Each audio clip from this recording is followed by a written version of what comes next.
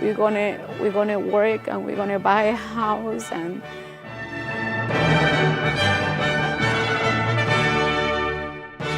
I remember when she was saying, "Mom, why don't we go back to New York?"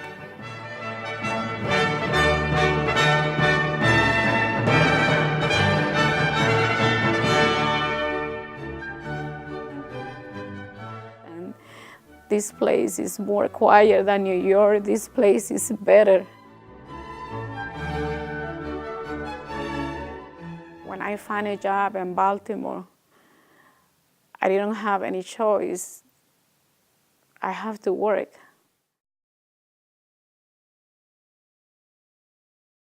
When I used to go there, I used to say to her, "You need to listen to these people because they're taking care of you." And I was saying, "Please make sure you always behave good." Then you find out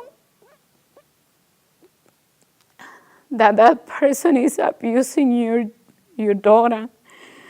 This person, he was 46 years old and she was only 11.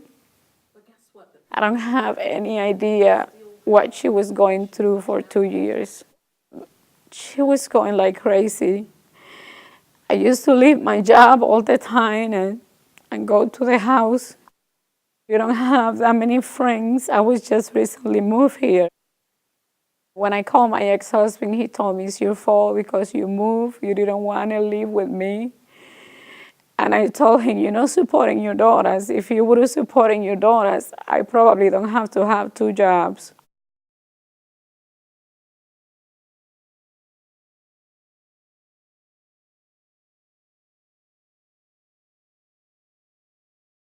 He volunteered the second tour. He decided that he wanted to go back and fight. And I remember when we bring him to the BWI airport, and he hugged me and he said, "Can you take care of America and Melinda?" And I said, "You know I will." And I said, "But why you choose to go back?" And he said to me, "We all want rights, but we don't want to pay the price." He said, "I want to pay the price." And when he came back, he was completely deaf. They have to do a Cortland implant. They have to do 2 operations in his eyes to keep his socket in place. He have operations under his eyes. He was almost blind. He became triple amputee. He lost both legs and an arm. For almost a year, he was in Walter Reed, going back and forth when he wanted to speak and he couldn't. When we thought he was listening to, we find out that he was completely deaf. My daughter, she tried to learn sign language. It wasn't easy, very difficult. When I have to decide to quit my job in the hotel to be able to help my daughter and my granddaughter, then I had sick. I stayed in the hospital for a few days for depression. And then I have an operation. All that, it pushed me back in my bills. And I couldn't catch up.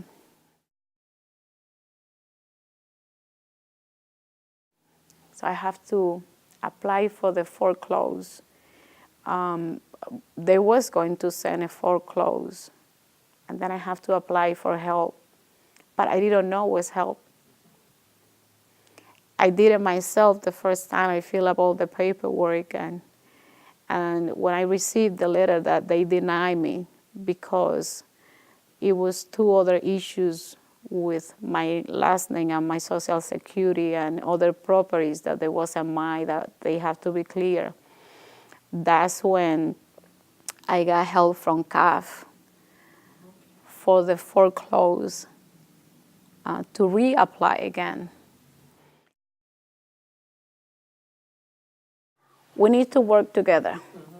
We need to put our differences to the side and open our mind. But through that situation, we was be able now to help other people. But it wasn't easy.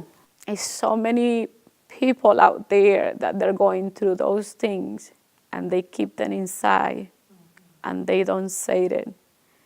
And we just don't know. So that's why it's very important that as a church, we can find out how can we help our members and trying to find out where is the resource that they're out there before the situation arrives so we can have the answer. The children, they always believe the parents have all the answers in the world. And as a member, we see the pastors as our parents, and we're expecting them to have all the answers in the world.